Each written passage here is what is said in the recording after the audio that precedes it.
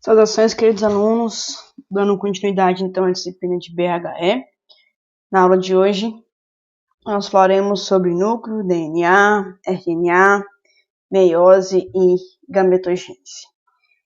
Quem tiver alguma dúvida, pode deixar aí no chat do Classroom, ou também pode mandar por e-mail, né? adriane.brita@docente.ip, ok?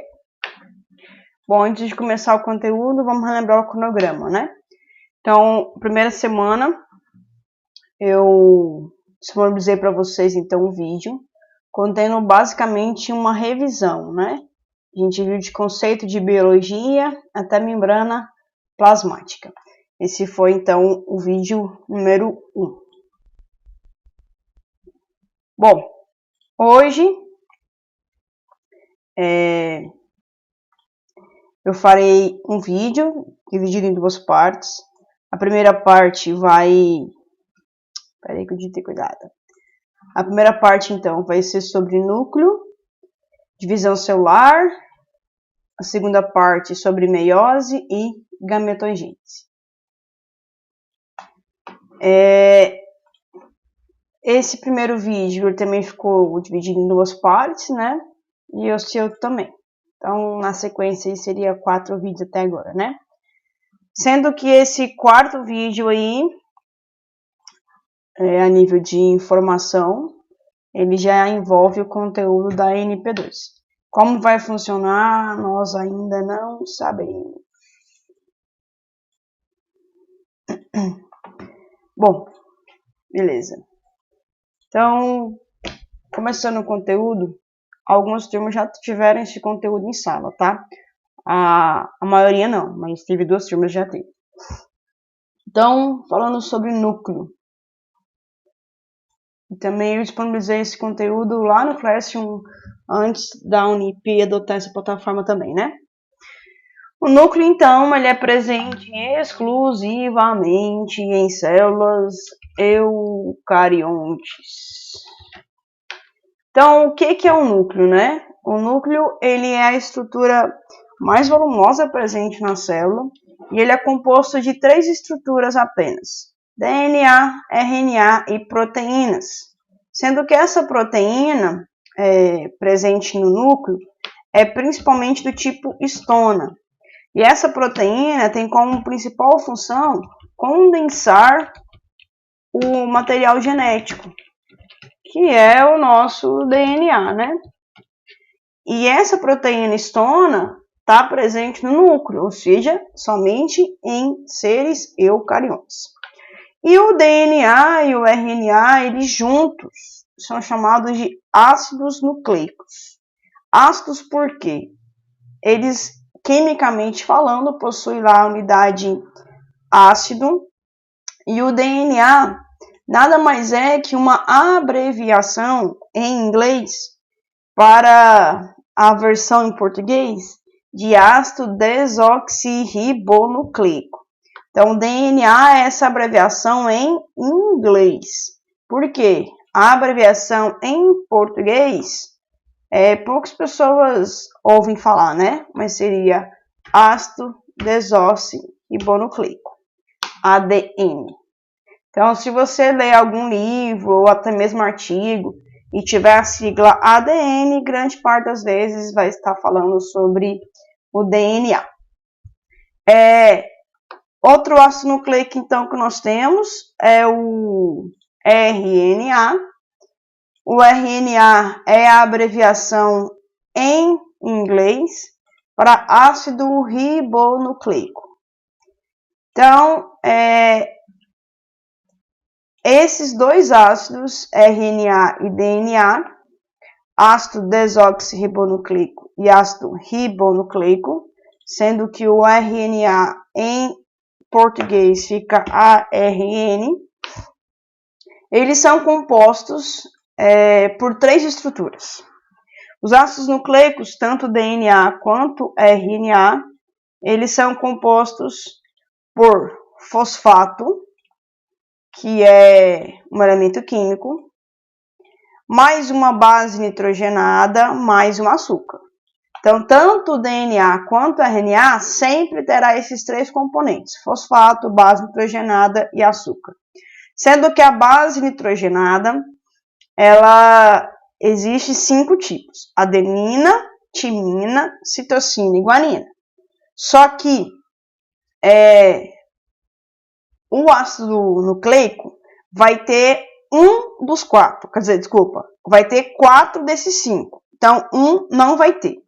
Então, adenina, timina, citosina e guanina, aqui em cima. Adenina, citosina, guanina, timina, esses 4 estão presentes no DNA. No RNA, há uma mudança. Em vez de ter timina, nós teremos a uracilo. Então, há essa mudança. Então, aí já é uma diferença. O açúcar pode ser também 2 tipos, ribose e desoxirribose.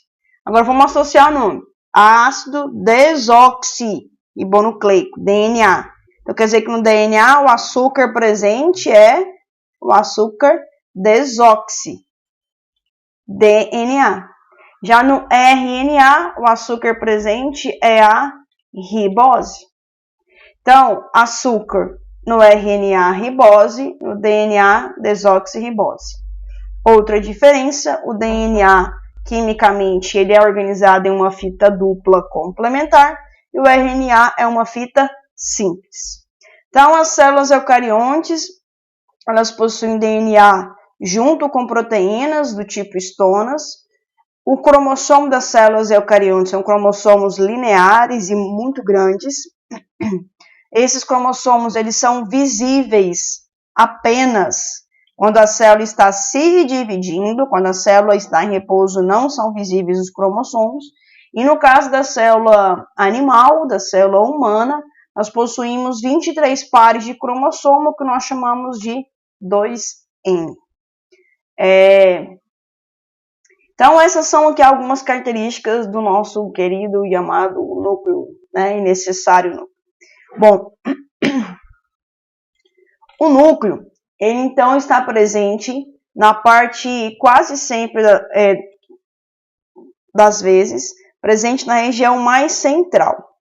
E nós temos então um núcleo composto de cromatina, que é de fato o material genético, o nucleolo, que é composto de RNA, responsável então pela produção dos ribossomos, membrana nuclear, também chamada de carioteca, e poros.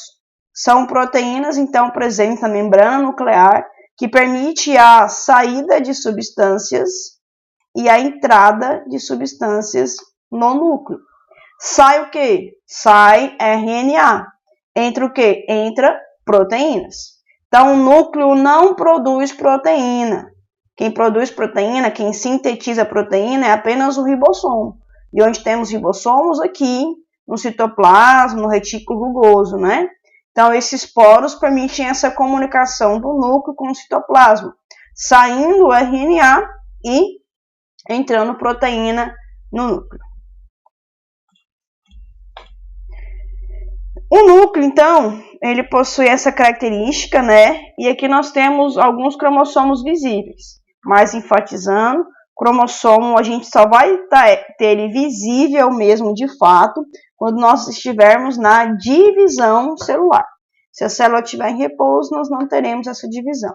E aqui fica mais evidente a região dos poros nucleares, né? Essa comunicação entre o núcleo e o citoplasma.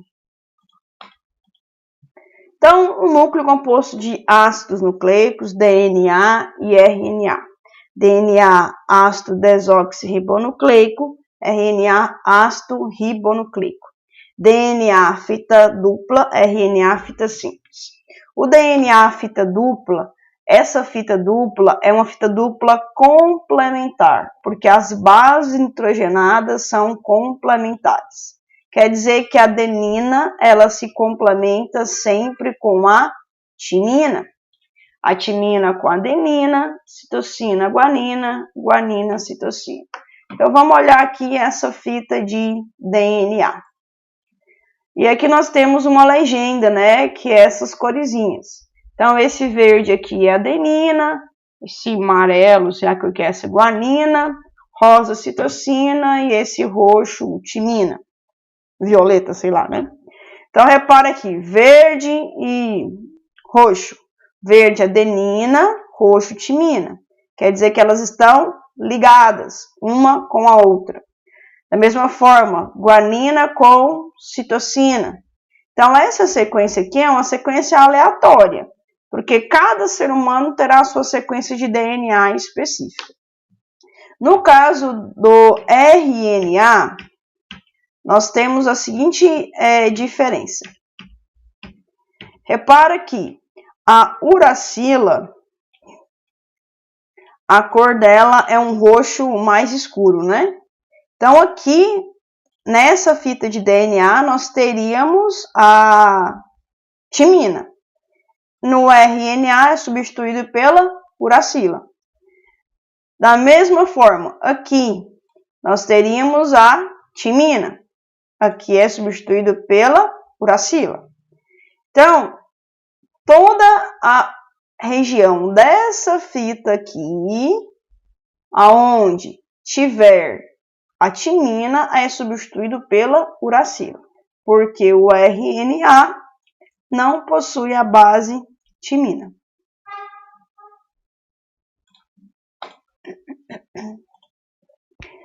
Então, o RNA ele possui o DNA ele possui uma característica, né? DNA possui uma característica. O DNA, quando ele se duplica, essa duplicação é chamada de duplicação semiconservativa. Por que chamado de semiconservativa?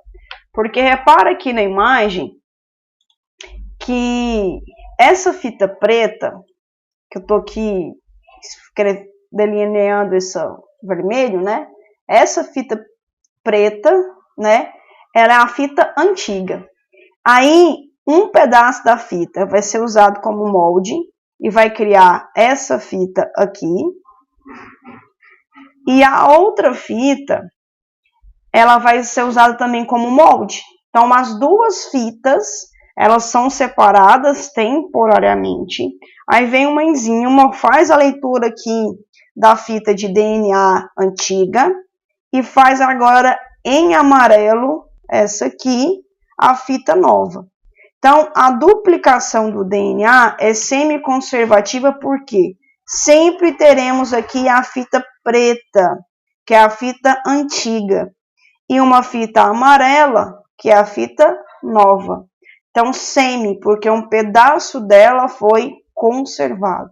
Então, nós sempre teremos na duplicação do DNA um filamento novo e um filamento antigo, original.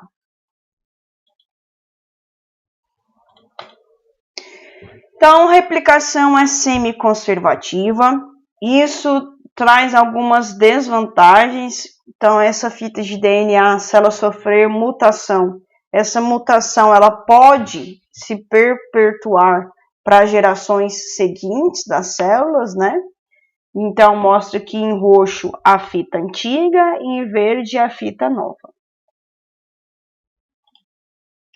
Bom, a partir então dos ácidos nucleicos, DNA e RNA, foi feita uma teoria chamada dogma central da biologia.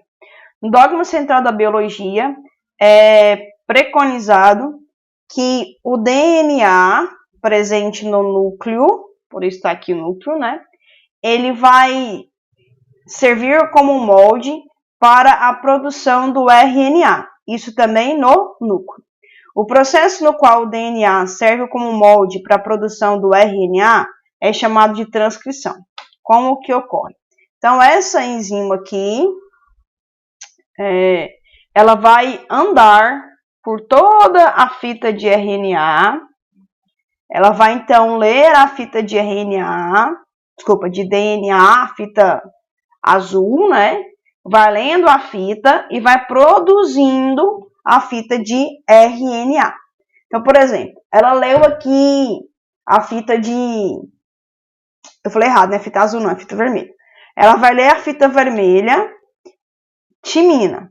Timina se complementa com o quê? Não é com a adenina? Então, ela colocou aqui a primeira base, adenina. Segunda base, adenina. A adenina, no DNA, se complementa com a timina. Mas agora, na transcrição, fazendo o RNA não tem timina. Então, a adenina, ela se complementa com a uracila. A enzima vai ler agora, citocina. Citocina se complementa com a guanina. Guanina se complementa com a citocina. Adenina se complementa com a timina no DNA, mas não tem timina no RNA, tem uracila. Então, essa enzima vai andando por toda a fita de DNA, vai fazendo então a leitura e produzindo a fita complementar de RNA. Uma vez que tenha produzido essa fita, a enzima sai e a fita de DNA volta a ficar dupla e o RNA sai. E nós temos 3 tipos de RNA. RNA ribossômico, RNA transportador e RNA mensageiro. Os 3 tipos de RNA eles estão presentes, então, no ribossomo, sendo o primordial o RNA ribossômico, o próprio nome diz, né? E nós teremos aqui outra enzima que vai ler agora a fita de RNA lá no ribossomo. Lendo essa fita de RNA, vai produzir a proteína. O processo no qual a fita de RNA é utilizado como molde para a produção da proteína é chamado de tradução. Como isso acontece no ribossomo, o ribossomo ele está exclusivamente no citoplasma. Então, o processo de tradução acontece somente no citoplasma. A produção de proteínas acontece somente no citoplasma. Bom, as proteínas nada mais são que junção de aminoácidos, ou também chamado de polímero de aminoácidos, e cada bolinha dessa laranja é um aminoácido. Metionina, leucina, serina, eu acho, triptofano. E essa junção de aminoácidos aqui compõe, então, uma proteína. Como é que funciona? Cada trinca de base, AUG, CUU, UCG, UAU. Cada trinca equivale a um aminoácido. Então, a AUG equivale ao aminoácido metionina. CUU equivale ao aminoácido leucina. Então, a enzima vem aqui ler AUG. Isso aqui é aminoácido metionina. Vai e liga o aminoácido metionina. Próximo, CUU equivale ao aminoácido leucina. Aí vai lá, liga o aminoácido leucina. UCG, isso equivale ao aminoácido serina. Vai lá, liga o aminoácido serina. UAU, isso equivale ao aminoácido triptofano. Então, vai lendo sempre essa sequência e pode ter alguma variação, mas sempre em trio. Isso é chamado de códon, tá? Então, faz a leitura do códon, que é essa trinca de base nitrogenada. E cada códon equivale a um aminoácido. E vai, então, produzir a proteína lá no citoplasma. Então, uma revisãozinha rápida do que eu acabei de explicar, né? O DNA, ele pode ser replicado. Essa replicação acontece exclusivamente lá no núcleo, né? E é uma replicação semi-conservativa, porque uma das fitas é antiga. Ou o DNA pode sofrer também um processo de transcrição, né? O processo de transcrição é quando o DNA é utilizado como molde na produção do RNA. Isso acontece também no núcleo.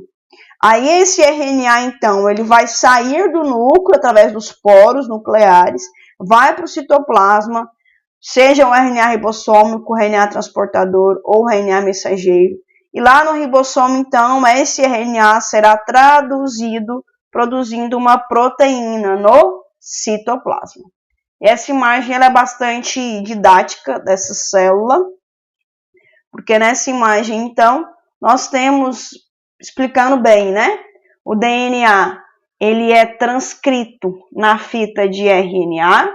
O RNA, no caso aqui, mensageiro, ele vai ser exportado passando pelos poros nucleares. Chega lá no citoplasma, esse RNA mensageiro, a partir do ribossomo, né? Será então traduzido, produzindo proteína, uma cadeia polipeptídica. Isso aqui acontece no ribossomo, no retículo rugoso. Agora, essa parte de dobramento, aí já acontece lá no complexo de Golgi.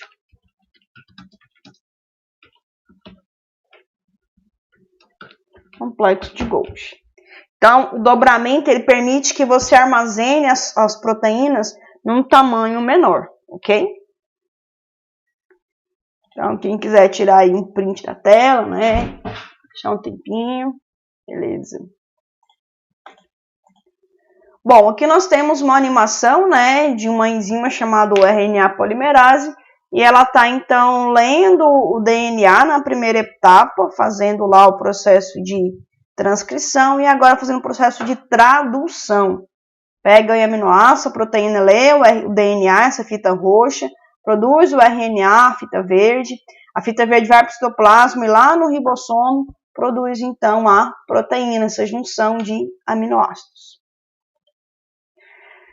Para terminar a explicação sobre o núcleo, nós temos que o material genético, o nosso DNA, ele pode estar no formato de heterocromatina ou pode estar no formato de eucromatina.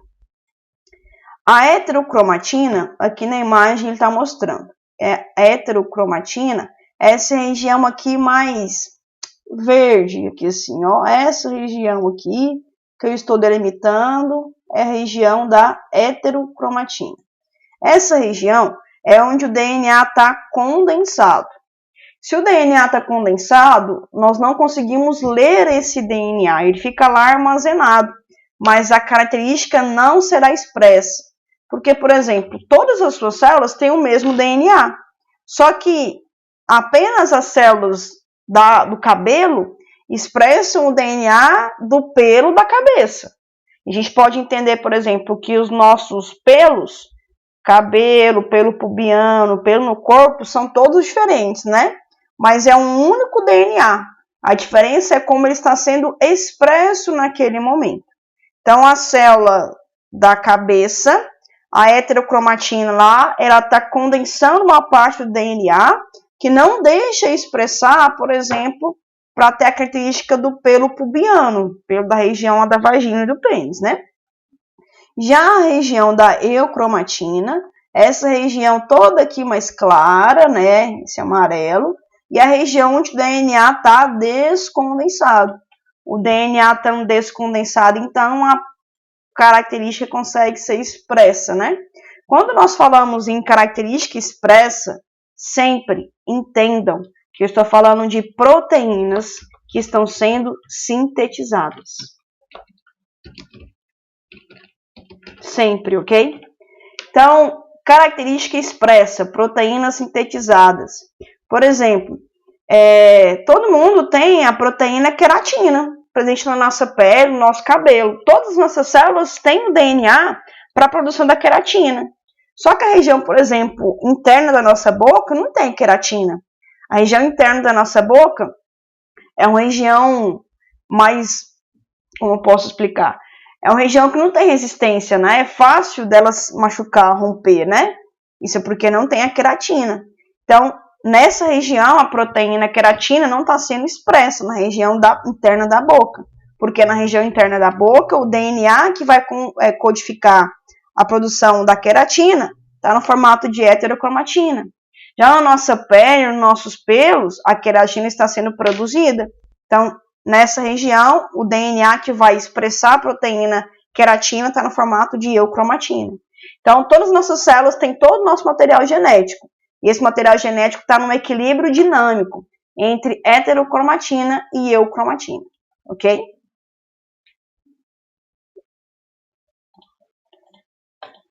Bom, para terminar brevemente essa aula, eu vou recapitular uns conceitos que nós já tivemos na aula passada no vídeo, né? que foi sobre o ciclo celular. Então, o ciclo celular, ele é igual ao ciclo do ser humano, né?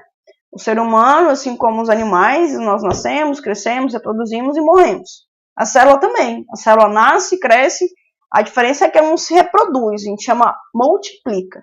Porque a reprodução entende-se, em geral, uma reprodução sexuada, né? Então, as células todas, elas nascem, crescem, multiplicam e depois morrem, né? A morte celular é chamada de apoptose. Sendo que as nossas células todas, em algum momento, elas se dividiram, elas se multiplicaram. E, em geral, esse processo é um processo de mitose, no qual uma célula mãe produz duas células filhas idênticas. Idênticas entre elas e idênticas com a célula mãe. Esse CM quer dizer célula mãe. E o ciclo celular é composto de 4 fases que vão se repetindo aí, né, ad eterno, até que nós morramos, né? Então, a fase G1, a fase inicial do ciclo. Depois a fase S, fase de síntese do DNA, duplicação do DNA, que é aquela duplicação semi-conservativa. Fase G2, que é a fase do crescimento da célula, a duplicação das organelas, a produção do RNA, etc. E a fase M, mitose. Aí aqui na fase G1, nós tivemos uma célula. Aí essa célula passou por todo esse ciclo e após aqui a mitose, nós teremos agora duas células, que vão então sofrer todo o ciclo celular, G1, S, G2, M. No final nós teremos 4 células. Essas 4 células passam pelo ciclo celular, né, etc, etc, etc. Só que, por exemplo, dessas duas células, pode ser que uma delas morra, né? Por lesão, por exemplo.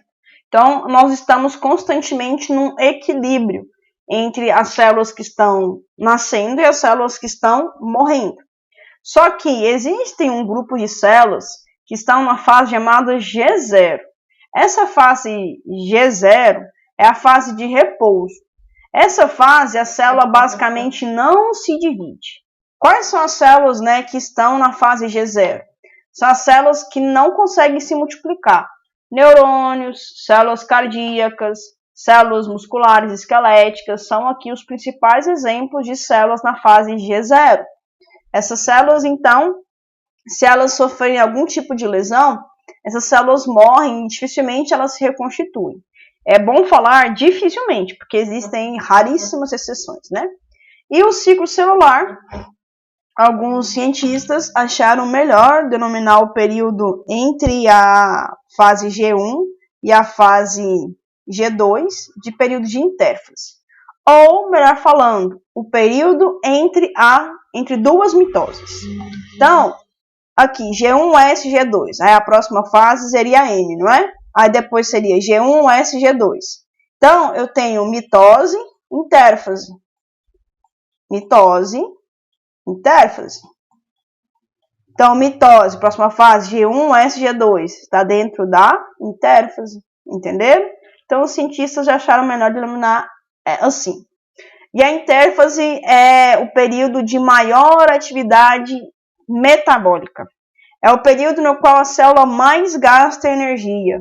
Mais gasta energia por quê? Porque ela está produzindo mais DNA, essa produção gasta energia, depois ela produz RNA, depois ela produz proteína, produz organela, aumenta de tamanho e isso gera então um gasto energético. Então a intérfase é a fase de maior gasto energético.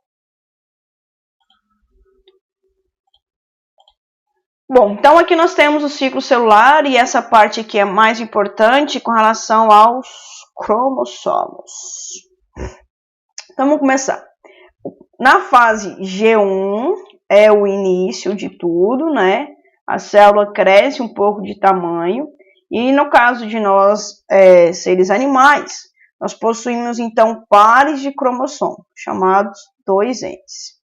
Nosso cromossomo ele tá assim, ó, dois risquinhos, ok? Em pares.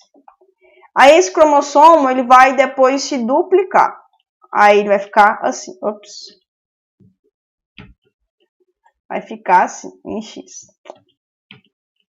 Assim, X. ok? Bom, então nós temos 23 pares, 46 cromossomos. Aí vai entrar na fase S, na fase de crescimento. Aí nós passamos para 46 pares, 92 cromossomos. Então, o crescimento, duplicação semi-conservativa do DNA. Fase G2, aonde há, então, o crescimento da célula, a duplicação das organelas. Entrando na fase da mitose. Na fase da mitose, então, aqui na intérfase, na fase G1, a célula está 2N normal. Na fase S, fase de síntese, começa com a quantidade normal de cromossomos e depois passa para o dobro, porque houve então a duplicação. Isso continua na fase G2 e continua no início da mitose. A mitose, então, nessa imagem aqui, está dividida em prófase, prometáfase, metáfase, anáfase, telófase e citocinese. Na mitose, até a metáfase, então foi proposital, onde eu coloquei aqui essa imagem, até a metáfase, a quantidade de cromossomos e cromátides que nós temos é o dobro, ok? Dobro. Sendo que após a anáfase, aí já vira a quantidade normal de cromossomos e cromátides que nós teremos na célula. Então, a mitose, a intérfase, no fim dela, nós teremos o dobro de cromátides e no final dela nós teremos a quantidade normal. Principal característica da mitose: uma célula mãe produz duas células filhas idênticas à célula mãe, idênticas à célula mãe e idênticas entre elas.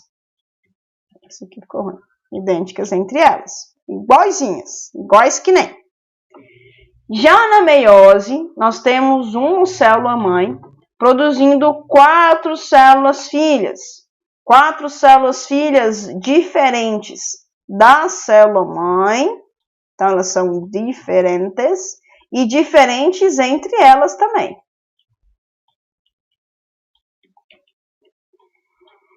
E a meiose, que é o que eu vou explicar agora no próximo vídeo, ela é um processo exclusivo de gametas. Os gametas, no caso de nós, seres animais, são os óvulos no sexo feminino e os espermatozoides no sexo masculino. E basicamente uma célula mãe, que nós chamamos aqui 2N diploide, produz 4 células filhas N, haploide. E a meiose aqui nós teremos algumas características que eu vou detalhar no próximo vídeo, certinho?